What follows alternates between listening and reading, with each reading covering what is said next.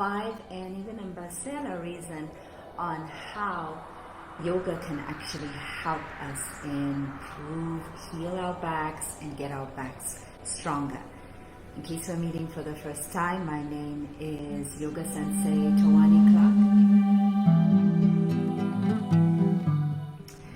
First and foremost, what we have to realize is that the spine, I'm going to use my finger just as an analogy of the spine, or this pen over here is an analogy of the spine. If you think of a pole like this, if I put it somewhere and leave it, it's going to fall. It has no support of its own. That is essentially like our spine. What holds the spine is like a maypole. If you know a maypole, you'll have maybe 4 strands of strings, or even an ordinary pole. Sometimes we have poles, telecommunication poles. We have one pole and then we have these strands, and generally you will notice that they are 4 strands. So what yoga does is help those strands stand for the muscles. We generally have support in the 4 directions. We have support in the front from the stomach muscles. That stops the pole from going backwards, our spine from going backwards. And we have the support from the back muscles behind the string that holds and stops us falling forward. And then we have the 2 supports from the sides, which keep us from falling left or right. And these are also the stomach and some of the back muscles and the obliques. So the first thing that yoga will help us do is to strengthen the back muscles. We are not often doing a lot to strengthen the back muscles, and pretty much all the poses in yoga are going to affect the back one way or another. One great sequence that we do most classes is sun salutation, and that definitely strengthens the back muscles. Specific poses which strengthen the back. Cobra poses, and other times we will do the grasshopper poses, and they really activate from the upper back, the middle back, and the lower back muscles. When our back muscles are weak, this is when we tend to slump like this, because they're not strong enough to hold our body upright. The next set of muscles that is supporting the spine that we work again in every class, in fact every class has a section just in the middle, just after the middle of the class, we work 5 to 10 minutes on strengthening the tummy. Dolphin planks, that is working the deepest level of the tummy, and different weeks we will be focusing on different set of muscles. Transverse abdominis muscles and the oblique muscles as well, which is working the side strands of the side, strings, as I put it, with the holding up the pole of our spine. And I have done a lot. I have done karate, I have done gym work, I have done Jing Fonda even at one time. But nothing has strengthened my abdominal muscles and flattened my core waist area as yoga has. Because pretty much every pose is working the core. Even when we do the balances, you're not going to be actually able to balance if you don't engage the core. The third reason how yoga helps the back heal and be stronger is to improve the flexibility of the spine.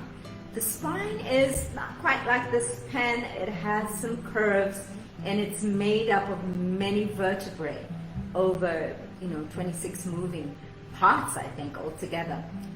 And we need that flexibility to be able to move comfortably and move safely. So what happens is, if the flexibility of the spine is limited and it is quite rigid, and a movement requires more movement, and your spine is not flexible and able to make that movement, this is where injury can sometimes come in.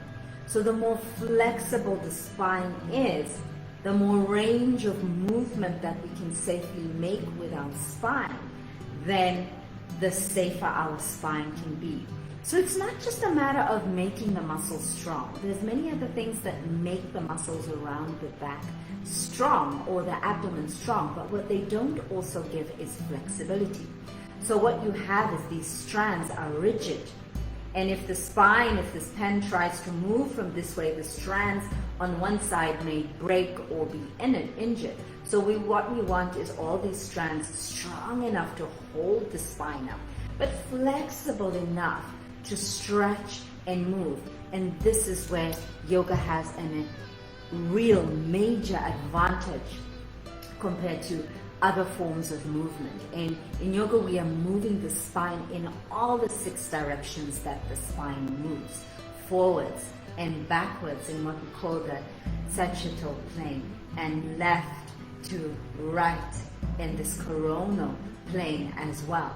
And also in the transverse flow, we're also doing a lot of twists, and we do those twists in every single class. The twists actually help with the alignment of the posture. If our posture is a little bit out of alignment, doing the yoga poses and also doing the twists will bring a spine that is out of alignment over time can come into alignment.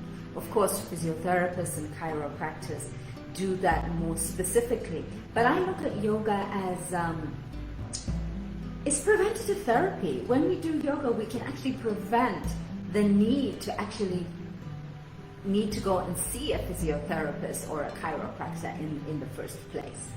So it helps align the posture, bring our posture into a good alignment. And these days of sitting a lot, whether it is at our desk, in our sitting room, looking at the computer now, we tend to slump a lot, and our alignment is off is off in our spine.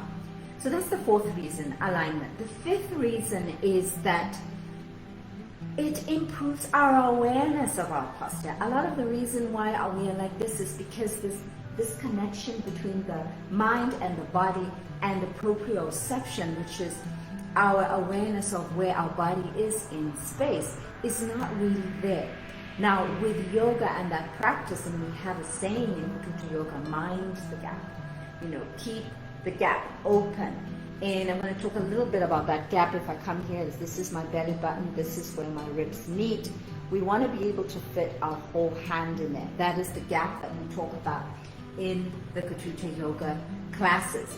And the more you do yoga, the more you become aware of that gap. And even when you're not in yoga, you will find, my clients tell me this all the time. They say, even when I'm not in yoga, I find myself sitting more upright, which means that we're more emotionally available, we are more here. The 6th reason, the mbasela reason, is that yoga helps release stress and release the energy that is pent up. Sometimes our back problems are really to do with what's going on in our mind.